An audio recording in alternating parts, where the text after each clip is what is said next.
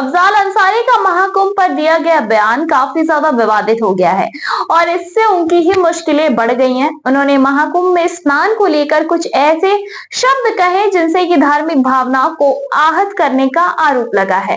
इसी के साथ ही उनके बयान में ये भी कहा गया था कि इस भव्य आयोजन के दौरान जो लोग संगम में स्नान करके पाप धोने की बात कर रहे हैं, उनकी मान्यता के मुताबिक अब नर्क में कोई नहीं रहेगा और स्वर्ग में जगह नहीं मिलेगी।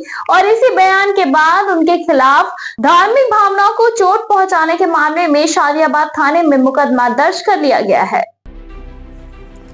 इस भव्य आयोजन के दौरान जो लोग संगम में स्नान करके पाप धोने की बात कर रहे हैं, उनकी मान्यता के मुताबिक अब नर्क में कोई नहीं रहेगा और स्वर्ग में जगह नहीं मिलेगी।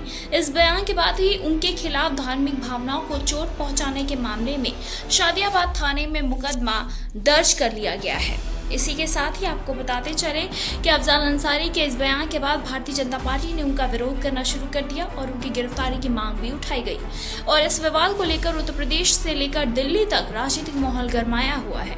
अफजाल अंसारी का ये बयान योगी सरकार के खिलाफ भी गुस्से को भड़का रहा है, क्योंकि सपा सुप्रीमो अखिलेश यादव ने महाकुंभ के आयोजन पर योगी सरकार पर निशाना साधा और कहा कि महाकुंभ की तैयारियों को दिखाने के बजाय सरकार ये नहीं बताना चाहती है कि वहाँ भगदड़ में कितने लोग मारे गए।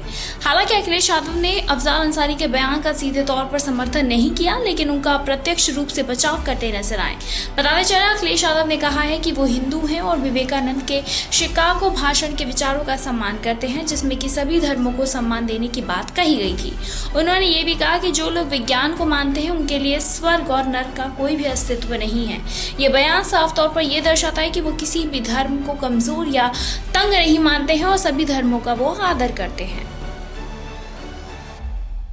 इस पूरे मामले में जहां एक तरफ बीजेपी और धार्मिक संगठनों ने अफजाल अंसारी के बयान को लेकर आक्रोश व्यक्त किया है, तो वहीं दूसरी तरफ अखिलेश यादव ने इसका राजनीति के संदर्भ में समर्थन या फिर यूं कहें विरोध करने के बजाय संतुलित रुख अपनाया है। ये राजनीतिक विवाद अब और भी ज्यादा जटिल हो गया है, क्योंकि इसमें धर्म और राजनीति दोनों का ही मिश्रण दिखाई दे रहा है। फिलहाल इस पर आपकी क्या कुछ राय है, हमें कमेंट सेक्शन में कमेंट करके जरूर बताएं।